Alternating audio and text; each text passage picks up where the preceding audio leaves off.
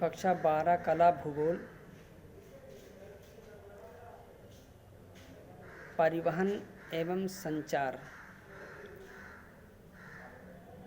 ये वाला अध्याय का हम अध्ययन कर रहे हैं। इसमें है प्रश्न नंबर 3 का पहला पॉइंट, एक सुप्रबंधित परिवहन प्रणाली में विभिन्न एक दूसरे की संपूरक होती हैं, इस कथन की व्याख्या कीजिए।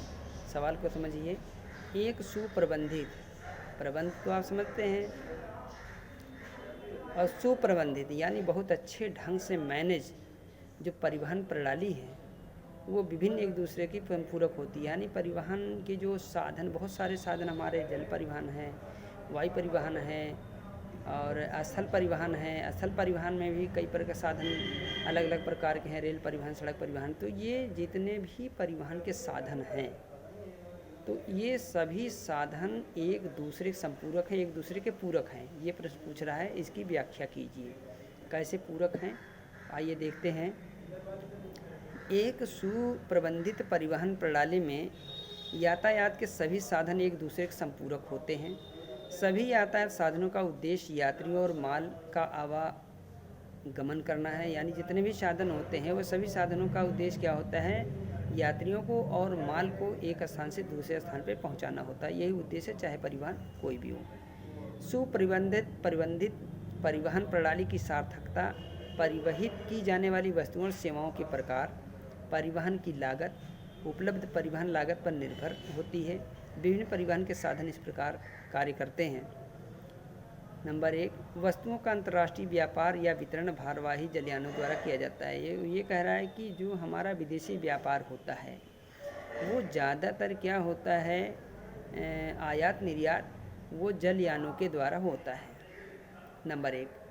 दूसरा है, कम दूरी और एक घर से दूसरे घर की सेवाएं प्रदान करने के लिए सड़क परिवहन सस्ता और तीव्रगामी साधन है।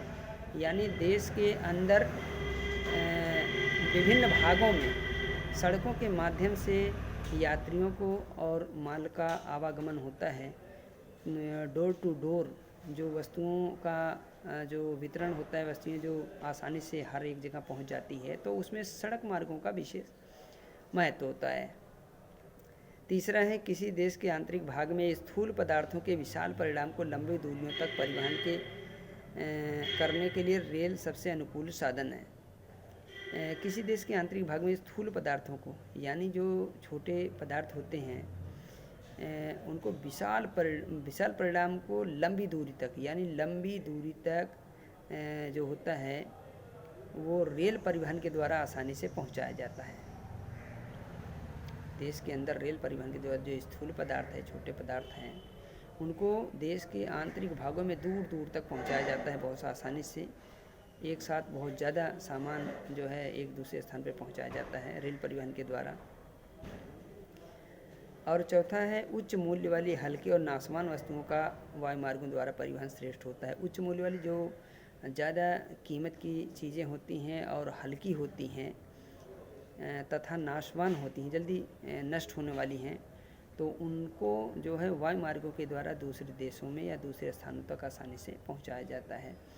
तो ये हमारा हो गया, देखिए इसमें जल परिवहन भी हो गया और स्थल परिवहन भी हो गया, वायु परिवहन भी हो गया। तो ये जो है जितने भी परिवहन हैं वो एक दूसरे से जुड़े हुए हैं। जैसे रेल मार्ग के द्वारा एक औद्योगिक नगर से दूसरे औद्योगिक नगर तक रेल परिवहन के द्वारा बहुत ज़्यादा सामान एक साथ पहुंचाया जाता है, और फिर वहाँ से औद्योगिक नगर से फिर वो सड़क मार्गों द्वारा देश के अन्य भागों में, छोटे छोटे शहरों में, ग्रामीण क्षेत्रों में सड़क मार्गों द्वारा पहुंचाया जाता है। जो हमारा विदेशी सामान होता है वो ज़्यादातर जलयानों द्वारा विदेश से आता है। तो बड़े बड़े जो बंदरगाह हैं वहाँ पर जो सामान जब उतरता है तो वो रेल मार्गों के द्वारा बड़े नगरों में पहुंचाया जाता है, और बड़े नगरों से फिर सड़क मार्गों द्वारा छोटे नगरों में पहुंचाया जाता है। और जो वायुयान हमारा है, वायु मार्ग जो है यातायात है, वह बहुत तीव्रगामी चूँकि साधन है, तो वो यात्रियों को और जो बहुत ज़्यादा कीमती वस्तुएं होती हैं और जल्दी नाशवान होने वाली वस्तुएं होती हैं उनको भी वायु परिवहन के द्वारा एक दूसरे स्थान पर पहुंचाया जाता है। तो सभी साधन जो हैं, जो एक सुप्रबंधित जो परिवहन प्रणाली है, ये एक दूसरे के संपूरक हैं, एक दूसरे के जो है पर निर्भर हैं, एक दूसरे पर आधारित है। तो ये हो गया। और इसका जो नेक्स्ट पॉइंट जो ये पहला पॉइंट था, अब दूसरा पॉइंट का सवाल हम देखते हैं। विश्व के कौन कौन से प्रमुख प्रदेश हैं जहां वायुमार्ग का सघन तंत्र पाया जाता है? यह कह रहा है कि विश्व में कौन कौन से देश हैं जहां वायुमार्ग का जाल सबसे ज़्यादा जो का विस्तार हुआ है, जहां वायुमार्ग का सबसे ज़्यादा जो है विकास हुआ है। तो इसमें कुछ क्षेत्र हैं, 3 क्षेत्र हैं खासतौर से संसार में जहाँ वायुमार्ग का विकास सबसे अधिक हुआ है। पहला है पश्चिमी यूरोप, दूसरा है पूर्वी संयुक्त राज्य अमेरिका और तीसरा है दक्षिण पूर्वी एशिया। ये 3 क्षेत्र संसार के ऐसे हैं जहाँ वायु परिवहन का सबसे ज़्यादा विस्तार हुआ है, सबसे ज़्यादा विकास हुआ है। संयुक्त राज्य अमेरिका अकेला ही विश्व का 60% वायु परिवहन का प्रयोग करता है। यानी देखिए, संयुक्त राज्य अमेरिका जो है ये पूरे संसार में जितना वायु परिवहन जो है वायु का परिवहन होता है, तो वो केवल 60% वायु परिवहन का अकेला जो यूज है वो केवल संयुक्त राज्य अमेरिका करता है। New York, London, Paris, Amsterdam, Frankfurt, Rome, Bangkok, Mumbai, Karachi, New Delhi, Los Angeles आदि ऐसे केंद्र हैं जहां से वायु परिवहन विभिन्न देशों को जाता है तथा इन केंद्रों पर जो है आता है। यानी ये दुनिया के बहुत बड़े बड़े केंद्र ऐसे हैं जहां वायु परिवहन का जो है बड़ा नेटवर्क है। ये जो है यहाँ पर विदेशी जो सेवाएं हैं वायु परिवहन की सबसे ज़्यादा संघनित है, केंद्रित है।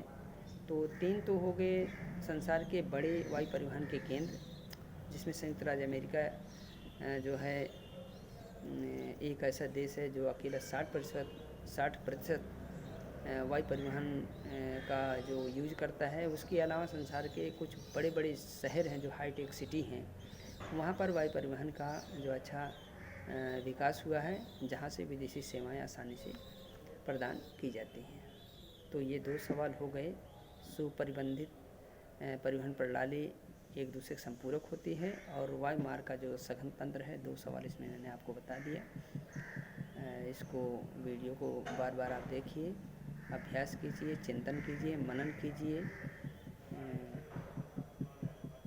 और आगे का जो सवाल है वो नेक्स्ट वीडियो में आपको बताई जाएगी। इस सवाल को जो इसका उत्तर दिया हुआ है अपनी कॉपी में नोट कीजिए क्रम वाइज से।